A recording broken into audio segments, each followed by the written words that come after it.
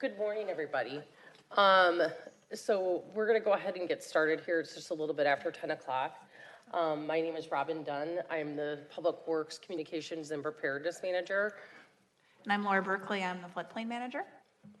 And so again, we had the third spring flood outlook that had pretty significant potential for major flood stage.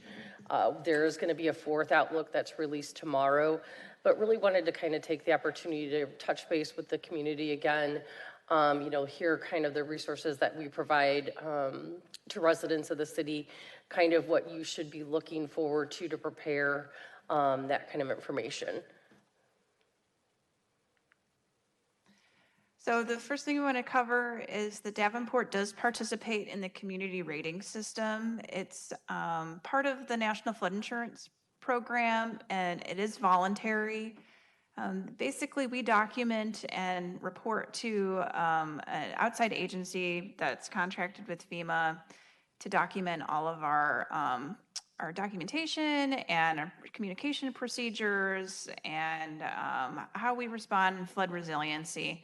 And as a result of that, Davenport policies for the National Flood Insurance, have a 15% rate reduction on their premium. And so as we walk through the slides and the update here today, really kind of the two key things for everybody to remember is our website, beprepareddavenport.com. You're going to find a wealth of resources there, whether that's trying to find out what your flood hazard is or your flood risk, how to reconstruct, who to contact if you've got questions about your property located in a floodplain. And then the other place that definitely you should be going to is davenportiowa.com/alertiowa. When the flood plan is activated and or when there are going to be some significant things that we need to communicate about river levels and or resources, people who subscribe to floods at that Alert Iowa address will actually receive a link with information to what's being communicated or what that particular update is at that time. And again, this is just kind of a quick overview of what the current flood outlook is as of March 9th. Again, the National Weather Service is going to do a fourth outlook tomorrow. With that beprepareddavenport.com website, we will have an update on what that fourth outlook was, kind of any updates about the city's preparations on either Friday or Saturday morning. So again, referring you kind of back to that website because that's where you're going to be able to find out kind of what's happening in the city based on that fourth outlook. That outlook does not happen until later in the afternoon. And again, by the chart, you can kind of see there's an 80% chance at that time that they were looking at an 18-foot river stage and a 50% chance for reaching a 20-foot river stage. Oops. And then flood preparations and plan. So again, just kind of a reminder for folks, the city is responsible for defending city structures and for keeping travel routes open as long as it's safe to do so, preventing the traveling public from entering areas where water is over the road. So that's placing barricades and things like that, enforcing building codes and flood damage prevention ordinances, and then supporting private property owners. So like we do have some sand and sandbag resources, as well as floodplain management resources through the city actually does have two floodplain managers, Laura being one of them, who are really good contacts to connect folks that are in a flood prone area with information on things that they can or should be looking at their property to help reduce flood risk. So sand and sandbags, we will be having information come out on this probably within the next week. Again, we were kind of waiting out what this fourth outlook looks like. So again, those will be by request. If you go to that beprepareddavenport.com, it'll have a link. It'll go to the same location. Sorry.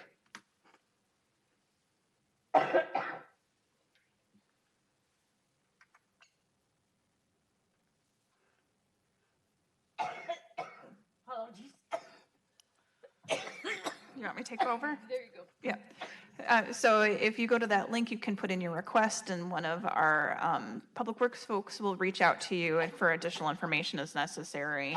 So we do have the operations staff filling sandbags at this time, and those will be available, and we'll tell you where to pick them up or if we're able to drop them off. Apologies, everybody. If you can't tell, I have a slight cold. Private temporary barriers, we do know that we have some folks in the area that do have them and use them. We can assist with sand for filling those types of barriers. You just have to give us a call at 326-7923, which is Public Works. We can also assist with pulling temporary barriers once waters recede. And hauling away old sand. The only thing that I do need to make sure people are aware of is if you are placing private barriers on the traveled right-of-way, you do need to work with city staff ahead of time. Do not place those until afterwards. We do have, like, for instance, a particular property owner that does place private barriers. They do them on the sidewalk. However, as part of the process of placing them, parts of River Drive have to be closed so that they can do that. And so they just give us a call, we work with them, we put some road closures up and things like that. So again, just really important, based on where you're putting private barriers, that you work with us so that we can either make the appropriate road closures and or assist, because it might be that we want to have you place those in the sidewalk instead of in the traveled right of way. Other actions that reduce risk. People on the Mississippi River, we did some survey work back in 2021. And we would have sent postcards out to property owners, letting them know what it's called a low point of entry. So flood water would be coming into your property. If you need that information, you can always call us and we can get that for you so you understand where your risk is. So try to, in advance of flooding, and luckily on the Mississippi, we do get advanced warning. Move things out of potential flood areas that have value to you. Some things in life are irreplaceable, photos and keepsakes and things like that. Either store them at a temporary location or a higher ground. Organize your insurance and other documents. Make sure you have all your stuff in a row so that you're ready if you need them. And then I'm going to go ahead and let Laura talk a little bit about flood insurance also. Sure. So the information I have for you is specific to the National Flood Insurance Program. There are private flood insurance programs out there. So if you do not have flood insurance and you want to have it, there's generally a 30-day waiting period before coverage comes in. You could have time to get that in place before the flood at this time. So just know that in advance. Also know what your insurance actually covers, and you can talk to your agent to go over that. So it's like a homeowner's insurance policy. There's a difference between the building and its contents. So some insurance policies, you might only have insurance on the building itself, so that if things become damaged from floodwater, your insurance might not cover that. And it is important to know that regular homeowners insurance does not cover flood-related recovery. Also, if you're a renter, you are also able to get flood insurance. So keep that in mind. In the event that you do happen to get flooded and have significant damage, those that have National Flood Insurance Program policies are eligible for an increased cost of compliance. It's something that's activated through your insurance agency, and we will work with them on that. It can provide up to $30,000 to help cover mitigation costs to get your home in a safer and more resilient place. And in particular, that comes into play with substantial damaged buildings, as well as what we call repetitive loss properties, where properties have frequent flooding over a period of time. So I just mentioned substantial damage. What does that actually mean? So substantial damage is when there is damage over a 10-year period that exceeds 50% of the market value of the structure. So that's what a trigger point that FEMA requires that a structure be brought into compliance with the standards of today. That can mean many different things, and we can work through what that is.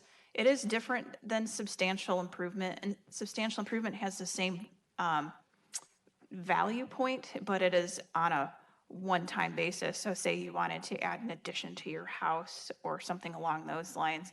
If you're doing some major work on your house, because the National Flood Insurance policies, there FEMA requires, hey, at some point you need to make your home more resilient, and that's their kind of threshold point. So following up on substantial damage, the city of Davenport, in fact, it will be on a council agenda tonight for council to approve a substantial damage management plan. This is something new that we've adopted in the city of Davenport, along with a plan for damage assessment. So substantial damage and damage assessment really does apply to hazards within the floodplain. Substantial damage is really specific to special property in the special flood hazard areas of Davenport, but damage assessment is actually applicable to all property that might be impacted by disaster in the city of Davenport. We wanted to make sure with the adoption of this plan that property owners are aware. We will be conducting damage assessments of all property that has been impacted by floodwater. So if floodwater has touched that property, a damage assessment will need to be conducted so that we're in compliance with our community rating system program. And Laura had talked about that a little bit earlier. So if it's a property that we're not able to access because of river levels, we will actually fly drones. And Laura had mentioned earlier that we do have ground level elevation for all the properties within the 24-foot floodplain of the Mississippi River. So that information will be used to conduct damage assessment when property is not accessible. That doesn't mean that there's not some value in having a second assessment done. So if you were to be determined substantially damaged as part of that assessment process, you would get some information in the mail. There is an appeal process. You can ask for a second assessment. It's always beneficial to you as a property owner to have staff come in, because at that point, the way that substantial damage assessment works, it's a FEMA formula. And so basically we feed information into FEMA's system. They kind of come back with, here's what that threshold is. Now, if we're just doing this based on a visual of the exterior of the building, and we haven't taken into account, you might have updated furnishings within the home. And Laura, you might have a couple of other examples. So some of it has to do with the quality construction, or maybe you've done something inside to make it flood resilient where you wouldn't have gotten damage. Maybe you don't have drywall that would have sucked up flood water or things like that, or you've moved your electrical so that it wouldn't have been damaged, things like that. So those are all things that we would take a look at. So this is just a first blush assessment. It is not locked in stone, and we will work with you on that. Exactly. And again, kind of the bigger thing to know about substantial damage in the substantial damage management plan is it is very specific to property in special flood hazard areas. And that assessment process does not occur just because of floods. So if a tornado were to come through and it happened to impact a property that is in an SFHA area, a substantial damage assessment will need to be done at that time also. And again, that just goes back to some of those requirements of NFIP and the community rating system. And property owners will receive a determination. I think we've kind of covered this. We would give repair and improvement requirements that needed, any kind of permit requirements that would be needed. Again, with property improvement, regardless of whether it's in a flood zone or not, property owners are required to get permits for permit required work. So again, that's, the way it is across the board throughout the city of Davenport. And then with debris, within the past, The city of Davenport does provide debris assistance to property owners who currently receive solid waste services. So that's 3 plexes to individual homes that we currently collect garbage, recycling, and yard waste from. It would be determined by an event scale whether we would extend debris beyond those solid waste customers that the city of Davenport currently has. So again, we'll continue to offer debris assistance. When and if something like that happens, we will provide direction. And again, being signed up as a subscriber to those alerts, you'll get an alert that says, hey, here's how you need to place your debris, and receive that instruction. So I wanted to take this opportunity to let you know about another flood-related activity that's happening. So back in 2021, FEMA created new flood maps for all of Scott County. Largely that was taking existing information and utilizing what's called LIDAR, so it is a more detailed elevation of the ground and how it interacts with water. When they were doing that evaluation, the creek system it needed to be restudied. The studies on those creeks have expired and they don't meet FEMA's current standards. So FEMA initiated additional studies on the creek system.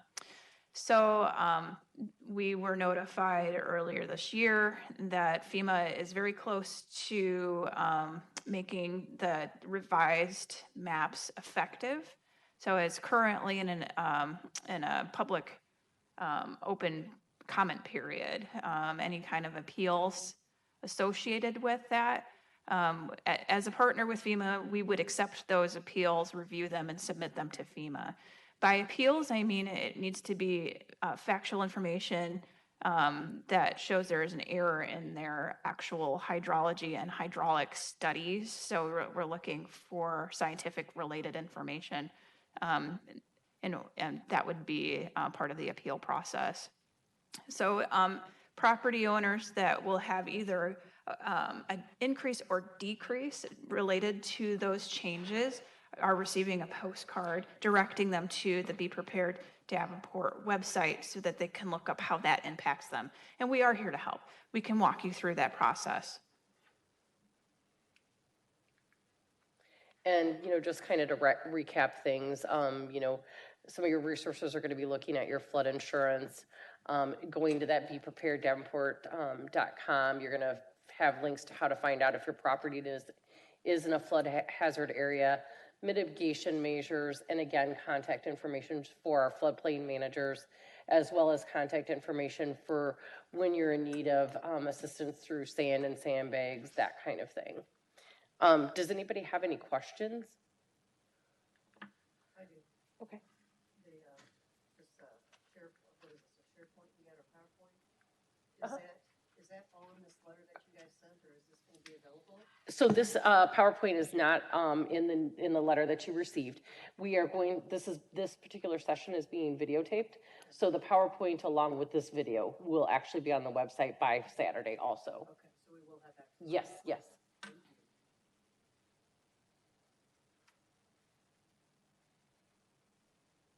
Does anybody else have any other questions?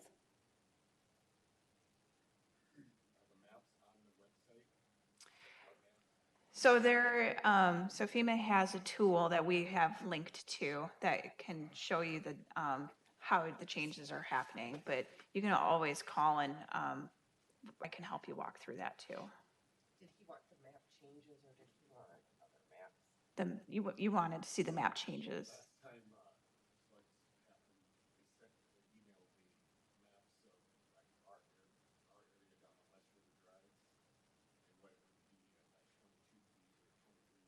Okay. So the Mississippi River is not changing. So those levels are staying the same. Yeah. Can the link, or you're saying, like I said, these are FEMA created these flood maps and it's LIDAR? So FEMA's created, FEMA, it directs all of the map changes and they do have a website available that can show you the changes between existing and proposed. But I can help you walk through that process too. Okay, can that be shared? It is on our website, yeah. It is on your website. Yeah, we link to it on our website. So,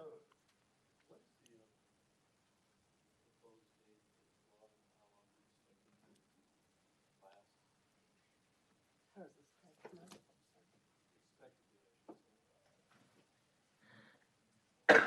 out? So again, this is the website with those proposed maps right here. And when I looked last, or as of this morning, it still looks like April 10, April 17 is probably gonna be like the height. But again, they're coming out with another forecast tomorrow, so I don't know how much that's gonna change. I don't know what the probabilities are gonna change to or anything like that. And again, we'll kind of give a recap on that on the website, sometime Friday or by Saturday morning also. And yep, so here, in fact, I'll just pull it up right now. So here's the Be Prepared Davenport. So if you go to current conditions, and you can, so you view current flood event status, kind of tells you about what the city's actions are at that particular time. This river level forecast will take you right to the National Weather Service website.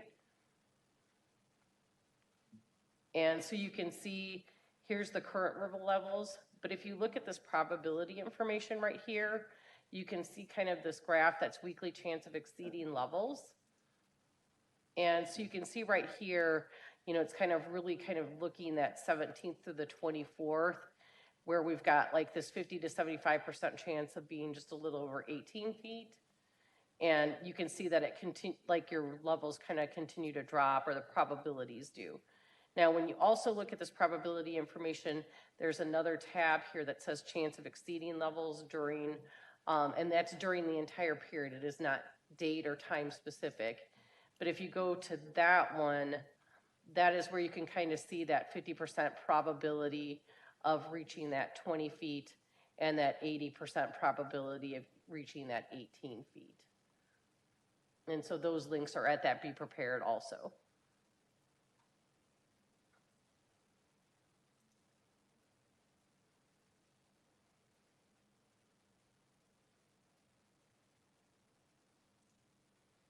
And so if you're looking for residents and businesses, again, you can kind of see access to maps, flood insurance information, other ways to reduce flood risk.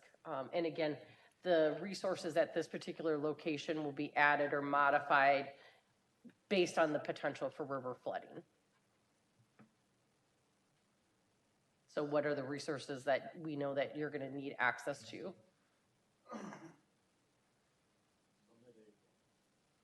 That's what it's looking like right now. And again, I would maybe take a look at the website, you know, sometime over the weekend also.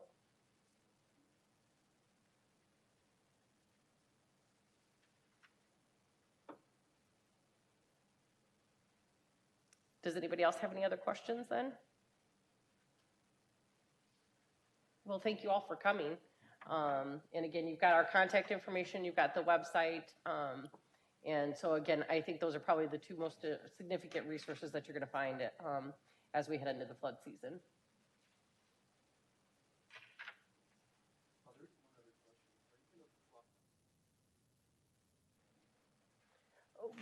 Block off River Drive as where?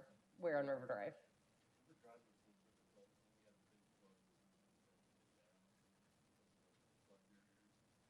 Right. So yeah, the barriers continue to be a part of our flood plan. So basically, if you're talking about River Drive, and I'll see if I can find. Yeah, Marquette is our first, because basically we're fighting river at about 15 feet at Marquette. Depending on how long it's going to take for the river to rise between 15 feet and 18 feet, kind of tells us how we're going to handle that intersection. Because if it's 15 feet and it's going to be 2 or 3 weeks before we reach 18 feet, we'll fight the flood at Marquette and keep that road open as long as we can. If it's only going to be 2 days between 15 feet and 18 feet, we're going to let that intersection go. Because at that point, we're actually then now setting the temporary barriers on River Drive. between that Brady and Iowa area. And so those barriers will continue to be set on River Drive if there's a significant potential that the river is going to reach over 18 feet or 19 feet. And those barriers are placed there so that we can keep Second Street open and access to the government bridge open. As the river continues to rise above 19 feet, certain other portions of River Drive become covered. So it's really kind of like spotty access to anything south of River Drive as the river rises. At some point when you're getting to that 22.7, there really isn't much of River Drive that is open or accessible. So yes, again, there will be closures on River Drive.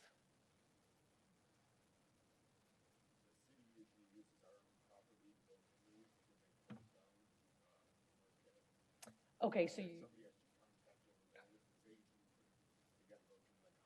Yep, yep, yep. In fact, I'll talk to you after the meeting would be great.